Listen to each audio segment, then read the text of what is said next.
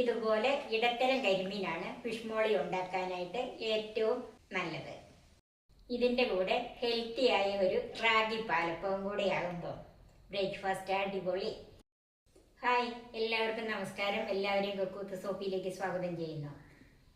ഇത് ബ്രേക്ക്ഫാസ്റ്റ് ആയിട്ട് മാത്രമല്ല കേട്ടോ, അത്താഴമായിട്ടും കഴിക്കാം. ഇത് രണ്ടും കൂടെ നല്ലൊരു കോമ്പിനേഷനാണ്. അപ്പം നമുക്ക് തുടങ്ങാം അല്ലേ? ആദ്യം നമുക്ക് അപ്പത്തിനൊന്ന് അരച്ച് വെക്കാം. അതിനാണല്ലോ കൂടുതൽ താമസം വരുന്നത്. അതിന് 1.5 കപ്പ് റാഗി 6 മണിക്കൂർ കുതിർത്ത് വാരിയെടുത്ത് വെച്ചിരിക്കുന്നത്. 1/2 കപ്പ് ചോറ്. ഇതിന് പകരം അവല്, വെള്ളയവലോ മട്ടയവലോ എന്ത് വേണേലും എടുക്കാം. 1/4 കപ്പ് തേങ്ങ ചിരണ്ടിയത്, ഒരു 1/4 ടീസ്പൂൺ ഇൻസ്റ്റൻറ്റ് ഈസ്റ്റ്, 1.5 ടീസ്പൂൺ പഞ്ചസാര. ഡയബറ്റിക് പേഷ്യൻസിനാണ് ഇത് ഉണ്ടാക്കുന്നതെങ്കിൽ പഞ്ചസാര ഒഴിവാക്കാം. പക്ഷെ പഞ്ചസാരയും കൂടെ ചേർത്തെങ്കിലേ അപ്പത്തിന് ഒരു പ്രത്യേക രുചി കിട്ടുള്ളൂ. ഉപ്പ്, വെള്ളം. ഇത് അരച്ചെടുക്കാനായിട്ട് മിക്സിയുടെ ജാറിലേക്ക് മാറ്റാം. റാഗി ചേർക്കാം. ആദ്യം നമുക്ക് ഈ റാഗി തന്നെ ഒന്ന് ചതച്ചെടുക്കാം.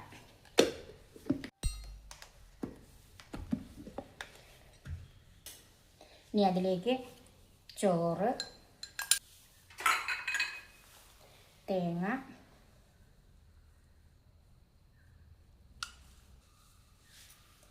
പഞ്ചസാര, ഈസ്റ്റ്, ഉപ്പ്, കുറച്ച് വെള്ളം ചേർത്ത് നന്നായിട്ട് അരച്ചെടുക്കണം.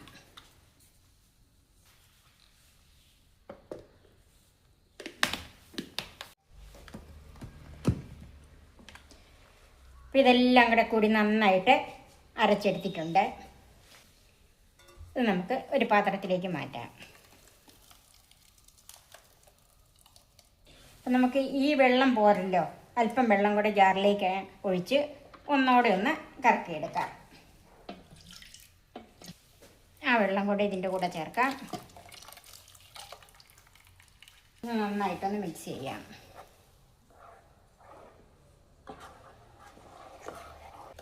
ഇതൊരു 2 മണിക്കൂർ നേരത്തേക്ക് നമുക്ക് പൊങ്ങാനായിട്ട് മാറ്റി വെക്കാം.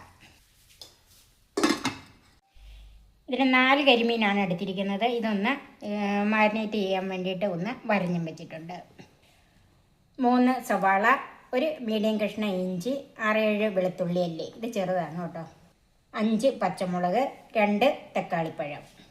തേങ്ങയുടെ 1/4 പാല്, 2/4 പാല്. ഇത് ഞാൻ 1/4 പാല് ഒരു 1/4 കപ്പുണ്ട്. 2 കപ്പ് 2/4 പാലും. 2 കപ്പ് തേങ്ങയിൽ നിന്നെടുത്ത തേങ്ങാപ്പാലാണിത്.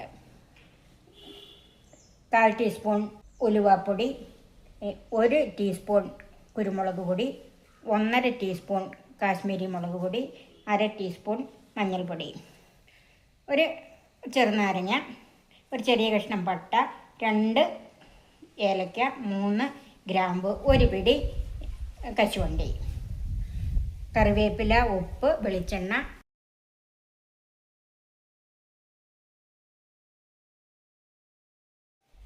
മീനൊന്ന് മാരിനേറ്റ് ചെയ്ത് വെക്കണം. അതിന് നമുക്കൊരു മിക്സ് ഉണ്ടാക്കിയെടുക്കാം. ഉലുവാപ്പൊടി, പകുതി കുരുമുളക് പൊടി, മുളക് പൊടി, പകുതി മഞ്ഞൾപ്പൊടി, ഉപ്പ്,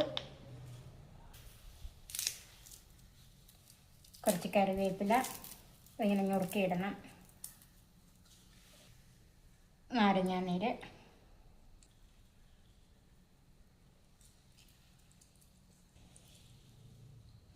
ഇത് വലിയ നാരങ്ങ ആയതുകൊണ്ട് ഇതിൻ്റെ പകുതി നീര് മതി. ഒരു 1.5 ടീസ്പൂൺ വെളിച്ചെണ്ണ.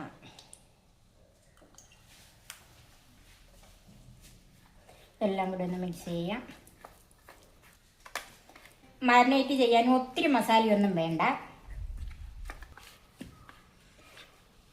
ഇപ്പം ഈ മീൻ മാരിനേറ്റ് ചെയ്ത് വെച്ചിട്ടുണ്ട്. ഇതൊരു 10 മിനിറ്റ് മാറ്റി വെക്കാം. സവാള കനം കുറച്ച് നീളത്തിൽ അരിഞ്ഞ് വെച്ചിട്ടുണ്ട്. പച്ചമുളക് കീറി വെച്ചിട്ടുണ്ട്.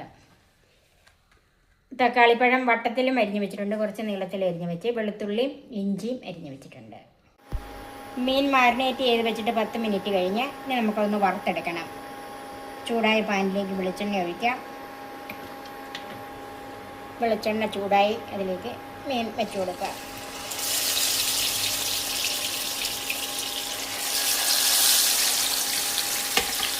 ഇത് നമ്മൾ ഫ്രൈ ചെയ്ത് കൂട്ടുന്ന അത്രയും മൂപ്പിക്കണ്ട, അതിലും കുറച്ച് താന്നിരുന്നാൽ മതി.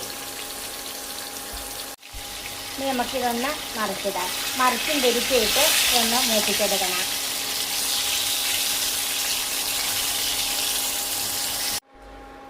മീൻ 4 എണ്ണം വറുത്ത് കോരിയിട്ടുണ്ട്. ഇത്രയും മൂപ്പ് മതി. ഇനി നമുക്ക് വേവിക്കാനുള്ളതാണല്ലോ. മീൻ വറുത്ത എണ്ണയിൽ ബാക്കിയുണ്ടല്ലോ, അതിലേക്ക് തന്നെ ഗ്രാമ്പു, ഏലക്ക, പട്ട, ചൂടായ മണം വന്നതിലേക്ക് കാഷ്യൂനട്ട് ഇട്ട് കൊടുക്കാം.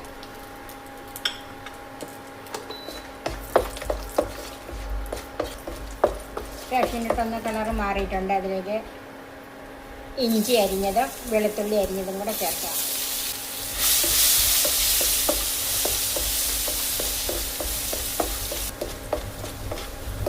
ഇഞ്ചിയും വെളുത്തുള്ളിയൊക്കെ ഒന്ന് മൂത്ത മണം വന്നിട്ടുണ്ട്. അതിലേക്ക് സവാള അരിഞ്ഞതും പച്ചമുളക് കീറിയതും കൂടെ ചേർക്കാം.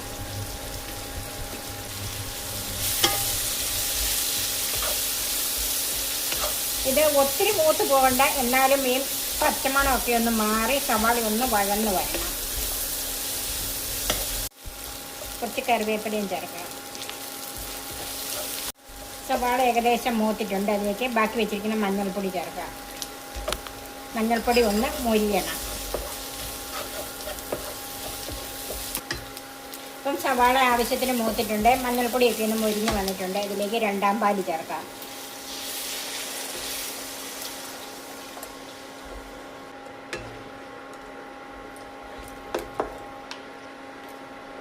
അല്പം ഉപ്പും കൂടെ ചേർക്കാം. ഇതൊന്ന് നന്നായിട്ട് തിളച്ച് വരണം. 2-ാം പാല് ചേർത്ത് കഴിഞ്ഞ് നന്നായിട്ട് തിളച്ചിട്ടുണ്ട്. അതിലേക്ക് എരിവിനാവശ്യമുള്ള കുരുമുളക് കൂടി ചേർക്കാം. ഇത്ര ഇട്ട് കഴിഞ്ഞ് പച്ചമുളകിൻ്റെ എരിവൊക്കെ ഇറങ്ങി ഇട്ട് വേണം, നോക്കിയിട്ട് വേണമെങ്കിൽ കുരുമുളക് പൊടി ചേർത്താൽ മതി. ഞാനിപ്പോൾ അതിൻ്റെ ഒരു പകുതി കൂടുതൽ കുരുമുളക് പൊടി ഇട്ടിട്ടുണ്ട്. ഇതിലേക്ക് മീൻ ചേർക്കാം.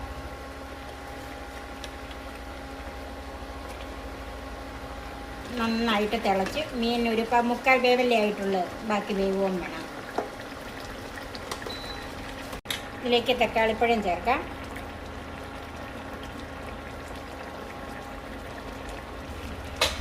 നമുക്ക് അടച്ചു വെക്കാം. മീൻ ഇട്ടിട്ട് ഒരു 5-6 മിനിറ്റ് ആയിട്ടുണ്ട്. ഒന്ന് നോക്കാം. മീൻ വെന്ത് പൊടിഞ്ഞു പോകരുത്. ഇതിലേക്ക് തീ ഏറ്റവും കുറച്ച് വെച്ചിട്ട് 1-ാം പാല് ചേർക്കാം.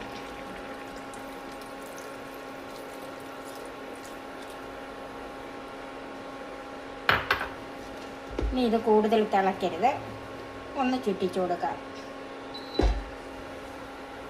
ഇതിലേക്ക് അല്പം കറിവേപ്പിലയും 2-3 തക്കാളിയും കൂടെ വെച്ച് കൊടുക്കാം. നമുക്ക് തീ ഓഫ് ചെയ്യാം.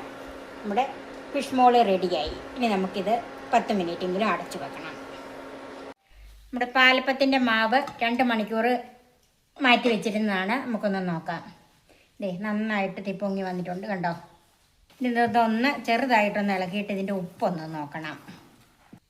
ഒരല്പം ഉപ്പും കൂടെ വേണം.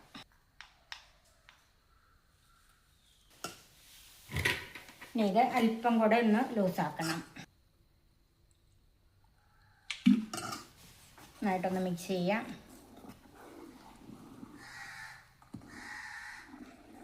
ഉപ്പിട്ടതായതുകൊണ്ട് അടി തട്ടി ഇളക്കി കൊടുക്കണം. ഇനി നമുക്കിതൊരു 5 മിനിറ്റ് മാറ്റി വെക്കാം. ഇപ്പം നമ്മളിത് അടച്ച് വെച്ചിട്ട് 5 മിനിറ്റായി. പാലപ്പച്ചട്ടിയും ചൂടായിട്ടുണ്ട്. അമിതമായി ചൂടാക്കരുത്.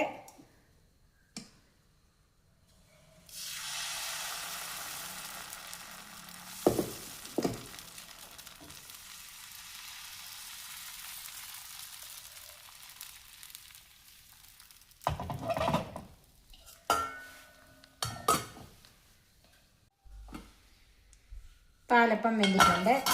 കണ്ടോ, ഒരു 2 മിനിറ്റ് കൊണ്ട് നമ്മുടെ ഹെൽത്തിയായ റാഗി പാലപ്പം റെഡിയായി. സർവിംഗ് ഡിഷിലേക്ക് മാറ്റാം. ബാക്കി നമുക്ക് ഇതുപോലെ ചുട്ടെടുക്കാം. ബ്രേക്ക്ഫാസ്റ്റിനും അത്താഴത്തിനും ഒക്കെ കഴിക്കാൻ പറ്റിയ നല്ലൊരു കോമ്പിനേഷൻ. ഹെൽത്തിയായ റാഗി പാലപ്പവും കരിമീൻ ഫിഷ് മോളയും. ഇത് നിങ്ങൾ തീർച്ചയായും ട്രൈ ചെയ്ത് നോക്കണം. എൻ്റെ ഈ ചാനൽ സബ്സ്ക്രൈബ് ചെയ്യാനും എൻ്റെ ഫേസ്ബുക്ക് പേജ് ലൈക്ക് ചെയ്യാനും ഷെയർ ചെയ്യാനും കമൻറ്റ്സ് അറിയിക്കാനും മറക്കരുത്. പുതിയ പുതിയ വിഭവങ്ങളുമായി നമുക്ക് വീണ്ടും കാണാം. ഞാൻ സോഫി കുര്യാക്കോസ്.